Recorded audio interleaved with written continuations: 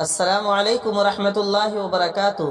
محترم ناظرین و سامعین، حضرت مولانا کلیم صدیقی صاحب کے متعلق ابھی چند دنوں پہلے یہ خوش آئند خبر سامنے آئی تھی اور مولانا کے وکیل نے کہا تھا کہ 20 رمضان المبارک سن 1444 ہجری سے پہلے ہی مولانا کلیم صدیقی صاحب کی ضمانت ہو جائے گی، اور یہ مولانا کے ساتھ اعتکاف کرنے والے احباب کے لیے خوشیوں بھرا پیغام ہے۔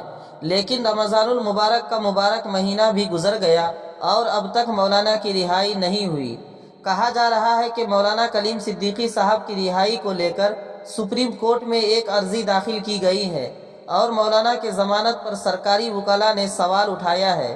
سرکاری وکلاء چاہتے ہی نہیں ہے کہ حضرت مولانا کلیم صدیقی صاحب کی ضمانت منظور ہو اور جیل سے ان کی رہائی ہو۔